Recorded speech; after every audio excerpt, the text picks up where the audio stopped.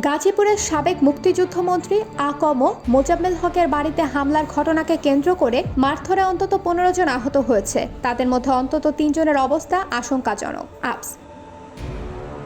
এলাকাবাসী জানায়, গতকাল শুক্রবার রাত ৯:৩০টার দিকে একদল বিক্ষুব্ধ ছাত্র জনতা গাজীপুর মহানগরের ধীরাশ্রমের দক্ষিণখানে মোজাম্মেল হকের বাড়িতে হামলা চালায়। এ সময় মসজিদের মাইকে মন্ত্রীর বাড়িতে ডাকাত পড়েছে জানিয়ে লোকজনকে এগিয়ে আসার আহ্বান জানানো হয়।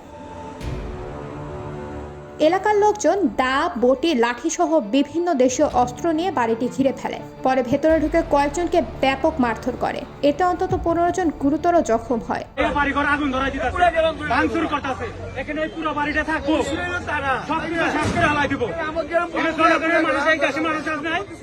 আওয়ামী লীগ যারা করছে এরা তো দেশের গেছে গা, ক্ষতি করলে মামলা আইনে প্রশাসনের যা হবে ফাঁসি হয় এরা বুঝবো। জনগণ এই দেশের মানুষ বসবাস করে না,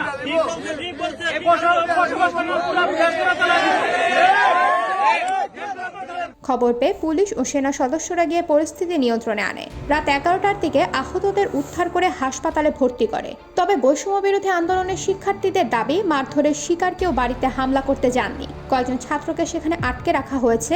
এমন খবর দিয়ে উদ্ধারের জন্য তাদের ডেকে নিয়ে ফাঁদে ফেলে মারধর করা হয়েছে। বৈষম্য বিরোধী ছাত্র আন্দোলনের গাজীপুরের যুগ্ম আহ্বায়ক নাবুল আহমেদ বলেন, আমাদের রাত ৮:৩০টার দিকে বলা হয় সাবেক মন্ত্রীর বাড়িতে হামলা হয়েছে। সেখানে কয়েকজন শিক্ষার্থীকে আটকে রাখা হয়েছে। আমরা যেন দ্রুত গিয়ে তাদের বাঁচাই। খবর পেয়ে আমাদের শিক্ষার্থীরা সেখানে তাদের উদ্ধার করতে যায়। গত রাতের ঘটনার একাধিক ভিডিও সামাজিক যোগাযোগ মাধ্যমে ছড়িয়ে পড়েছে। এসব ভিডিওতে দেখা যায় কয়েকজন যুবককে স্থানীয়রা আটক করেছে। তারা বলছে, আমরা না বুঝে এসেছি, আমাদের মাফ করে দেন। তবে এসব যুবকের পরিচয় পাওয়া যায়নি। আরো কয়েকটি ভিডিওতে দেখা যাচ্ছে বাসভবনের ভেতরে যুবকদের বেধড়ক পেটানো হচ্ছে। এদিকে হামলার প্রতিবাদে গতকাল রাত ২:২টার দিকে শহীদ তাজউদ্দিন আহমদ মেডিকেল কলেজ হাসপাতালের সামনে বিক্ষোভ করেছেন বৈষম্য বিরোধী ছাত্র আন্দোলনের নেতাকর্মীরা। গাজীপুর মহানগর পুলিশের সদর থানার ভারপ্রাপ্ত কর্মকর্তা আরিফুর রহমান বলেন, প্রকৃত ঘটনা কি ঘটেছে তা নিশ্চিত হতে পারেনি।